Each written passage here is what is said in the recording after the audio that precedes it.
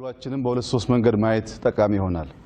አንደኛው ኢትዮጵያውያን ሲወስኑ ሲያብሩ ለነገ ለልጆቻቸው ተስፋን መትከል ሲወስኑ መሰረት መጣል ሲወስኑ ምን ማድረግ እንደሚችሉ ዛሬ ዳግም ለዓለም ሕዝብ ያሳየንበት ቀን ይመስለኛል። ይህኛ ያሳካነው ድል በብዙ ሀገራት ሊታሰብ ይችላል፣ በቀላሉ ግን ሊከወን አይችልም። 26 ሚሊዮን ሰው ምንም ገንዘብ ሳይከፈለው አብዛኛው በዝናብ ውስጥ ሙሉ ቀን እየተከለ መዋል በዋዛ ፈዛዛ ሊተገበር የሚችል ተግባር አይደለም። ይህንን ታላቅ ተግባር የፈጸመውን መላውን የኢትዮጵያ ሕዝብ በታላቅ አክብሮት ማመስገን እወዳለሁ።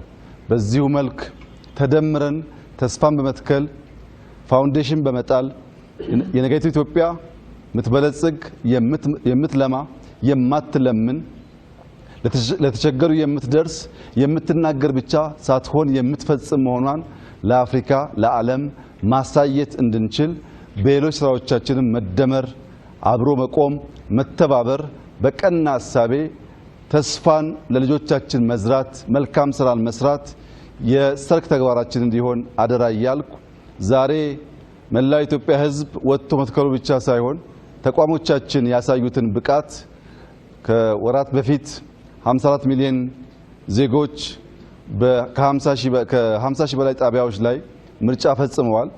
ዛሬ ደግሞ ኦልሞስት በሁሉም አካባቢ ማለት በሚቻል ደረጃ 26 ሚሊዮን ዜጎች ወጥተው ሲተክሉ በየቦታው የሚዲያ ሙያተኞች፣ የአይ ሙያተኞች፣ የግብርና ሙያተኞች፣ የግብርና ኤክስቴንሽን ሙያተኞች፣ ሌላ በበጎ ፍቃድ ማገልገል የሚፈልጉ ወጣቶች ተሳትፈውበታል። ስታዩ እንደዋላችሁት አዛውንቶች፣ አሮጊቶች፣ ወጣቶች፣ አካል ጉዳተኞች፣ ህፃናት፣ ሴቶች፣ ወንዶች ኢትዮጵያውያን በሚያስደንቅ ብርታትና ብቃት ሀገራቸውን ለማልበስ ተስፋን ለመትከል ሙሉ ቀን ያሳዩት ተጋድሎ ያሳዩት ጀግንነት ለኛ ከፍተኛ ሞራል ከፍተኛ ተስፋ የሰጠን ስለሆነ ህዝባችንን በድጋሚ እንዳመሰግን ይፈቀድልኝ። መላው የኢትዮጵያ ህዝብ እንኳን ደስ ያላችሁ። ባለፉት ጥቂት ወራት የዘንድሮውን የግሪን ሌጋሲ ተስፋን መትከል አለብን ካልንበት ቀን ጀምሮ እስከ ዛሬ 6.5 ቢሊዮን ገደማ ችግኝ ተተክሏል። ቀሪው 1.5 ቢሊዮን በቀሪ ወራት የሚፈጸም ይሆናል።